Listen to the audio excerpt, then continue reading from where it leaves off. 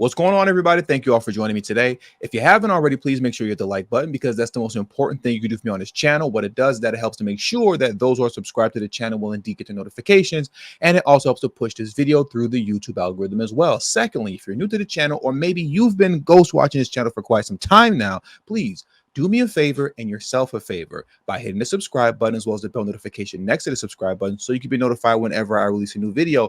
And lastly, please make sure you share this video out on your social media platforms to your family and friends to inform them on this news and information. And yes, that does help to give me a slight boost in the YouTube algorithm as well. And with the introduction out of the way, let's get into today's news. And today we are headed over to Atlanta, if I'm not mistaken. We're headed over to Atlanta, aka Hotlanta, because yesterday Kamala Harris had her Black Outreach rally.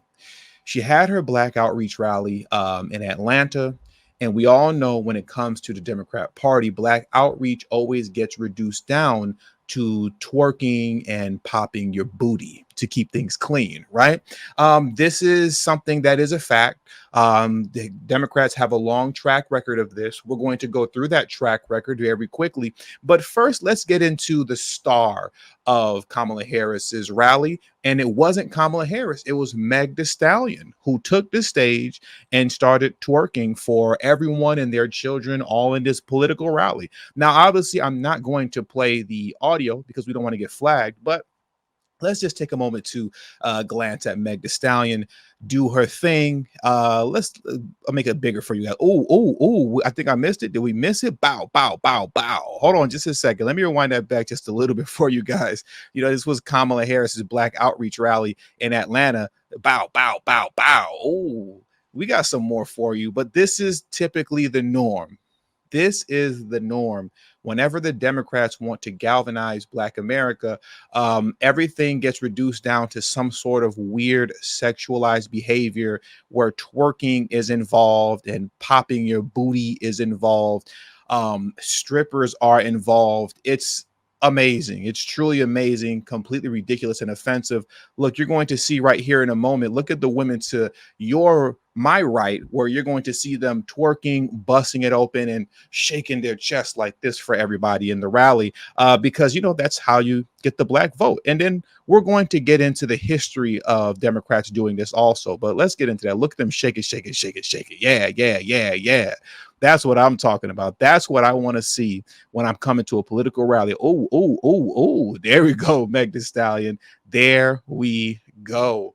Now, like I said, this is the norm. This is the norm for Democrats to reduce Black voter outreach to sexualized behavior that's reduced down to twerking and popping it and busting it open. This is just a fact of the matter. We all remember back in 2020, the campaign, Get Your Booties to the Poll. How many of you all remember Get Your Booty to the Poll, Get Your Booty to the Poll? These were the women in the Get Your Booty to the Poll video to convince Black Americans to get out and vote in 2020. They used strippers sliding up and down the poll, telling us to get our booties to the poll so that we can vote in the election. How many of you all remember this? How many of you all remember no voting, no vucking, no voting, no vucking? They even have BLK Black to let you know and remind you who we're talking to. We're not just talking to anybody when we say no voting, no vucking. We're talking to Black folks. It says BLK right next to it. No voting, no vucking. Shout out to Saucy Santana and Trina. And how many of you all remember this right here? How many of you all remember during the time of the great illness, as I like to call it, in 2020, when they wanted us to take some medicine so that we all wouldn't catch the great illness and, you know, at least succumb to it, to convince Black folks that they need to take the medicine, they put out this ad here with Juvenile. Girl, you look good. Won't you vax that thing up? Vax that thing up. Now, I'm not going to actually play clips from the video where, of course, the women in the Vax That Thing Up video were twerking. But, you know, in this video, Vax That Thing Up, of course, the message was once again, no vaxing, no vucking. No vaxing, no vucking. Anytime you want to get Black Americans to do anything, just reduce it down to some sort of sexualized behavior that involves twerking, busting it open, and all this other type of nonsense. And according to the Democrats, that's how you get Black America to move. That's how you get us to move. But what I find hilarious is just the hypocrisy of it all, the blatant just contradictions of it all when it comes to Black voter outreach, because none of this is considered wrong. If anything, I'm being misogynistic right now, right? I'm being misogynistic by highlighting all of this, right? But gold shoes were racist. Oh, now this was racism at its finest, ladies and gentlemen. When Donald Trump pulled the gold shoes out, how many of you all remember this?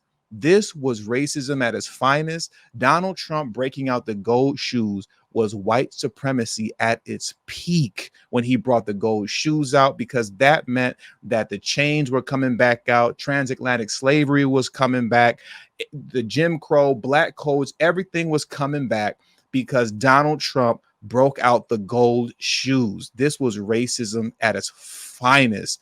The Black political elite and their divine nine minions were hollering about how racist this was, because apparently this was Trump's Black voter outreach. And you know, if we vote for Trump, what's going to happen? They're going to put you all back in chains. We're going back in chains. These gold shoes were racist. And you know what else was racist too? We can't also forget Trump's mugshot. We were told Trump's mugshot was racist too. This was so racist. Selling mugshots, selling shirts, I should say, with Trump's face on it was so racist that Charles Barkley said if he caught any Black person wearing any type of Trump shirt with his mugshot on it or wearing Trump's gold shoes, remember Charles Barkley said that he was going to physically assault us. He said any Black person that I catch wearing Trump's gold shoes, purchasing his gold shoes, or purchasing the mugshot t-shirt, he was going to punch in the face. That is what Charles Barkley said, that he was going to physically assault any of us that he catches wearing this stuff. Now, could you imagine if somebody on the right said that they were going to physically assault a Black person for supporting Kamala Harris? You could never in a million years imagine that. Never in a million years imagine that, because nobody would ever say anything like that because they know what comes with it. But when another Black man is on national television in front of millions of people saying that he's going to assault other Black men who purchase these racist gold shoes because these gold shoes are going to bring back slavery, and purchases these t-shirt with mugshots on it because apparently that's going to bring back Jim Crow, when he gets on TV and said he's going to punch you in the face, that's all good. It's all good. Violence towards Black men is okay if they're Trump supporters. That's what it's okay. And that's when it's passable. And also, once again, in closing, this is just racism at its finest. But Meg Thee Stallion on stage, busting it open in front of your children. Yeah, no, that's quite all right. Nothing wrong with that. TD, you're being, misogynistic. You must not like women or something. What did Joy Reid say? I must be an incel who wants to be a white man for pointing this kind of stuff out. At least that's the logic. Like I said, the hypocrisy and the inconsistency with which Democrats run around pointing out racism, while at the same time participating in the same racism that they point out. And to be honest, let me retract that. Let me rephrase that. The fake outrage and the fake racism that they highlight coming from the right? The fake outrage and fake racism concerning gold shoes and a mugshot. This is fake outrage. Nobody actually cares about this stuff, but it's just a reason to say that something's racist when it's not. That's okay to highlight that. But twerking in front of your children at a political rally, yeah, no. You better keep quiet. You better keep quiet and hush your mouth, because you're being misogynistic and you must have a problem with women. That's the prevailing logic today. Like I said, common sense is clearly no longer common.